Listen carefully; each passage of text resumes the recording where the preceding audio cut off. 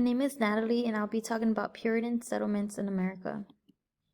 The Puritans left England to escape religious persecution since religious climate was hostile and threatening, especially towards them. They also left to escape poverty and overcrowding. They left England with the ideas of creating a new society built on freedom. In 1620, the first group of Puritans to make their way across the Atlantic were known as the Pilgrims. They embarked on the journey across the sea on the Mayflower, where William Bradford and 40 adult men signed the Mayflower Compact, which expressed a community ideal of working together. This compact had religious motives rather than economical. Unlike other Puritans, they insisted on a complete separation from the Church of England, and had first migrated to the Dutch Republic, seeking religious freedom in 1609, but left with the fear of losing their culture and language.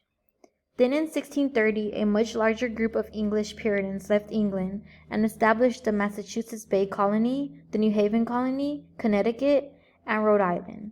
This is where we learn about John Winthrop and his goals as the first governor of Massachusetts Bay to create a city upon a hill.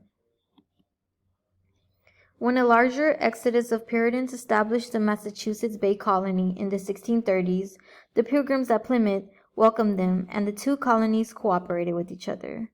Their main goal was to build a community ideal in working together and to create a new society based on the idea of freedom. Tensions grew, though, as the Puritans pushed Native Americans out of their land. Native Americans did not believe in men owning land as it belonged to everyone, this leading to King Phillips War, a war that almost pushed the English out of New England. This war lasted from 1675 to 1676, and with no end to the English expansion, Maddicombe, also known as King Philip, intended to stop them. But with the help of allies, the English conquered and sold many natives into slavery. The Puritan legacy in America.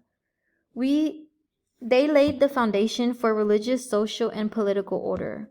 They also built an idea that God was the most important aspect of life. And this is still a strong belief Americans continue to this day, as we see many government officials mention God publicly. They also led an American school system where everyone is taught reading, writing, and arithmetic. The idea of Thanksgiving originated when a certain group of Puritans we call Pilgrims had a feast with Native Americans.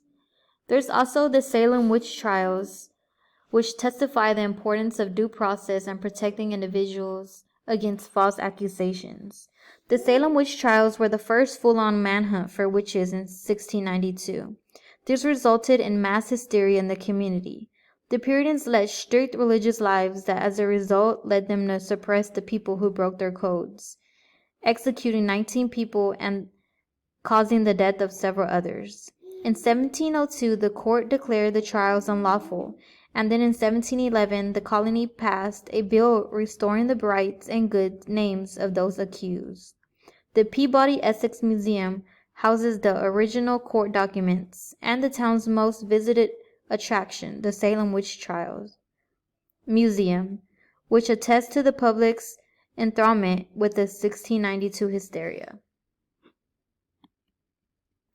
English impact in 21st century. I view Thanksgiving and Christianity different, knowing the actions the Puritans took towards Native Americans. I do believe some facts are true about the day of Thanksgiving, but I don't agree in Puritans claiming to be Christian and treating Native Americans extremely poorly by killing them or selling them into slavery. This created a racial hatred towards Native Americans. These are the references used.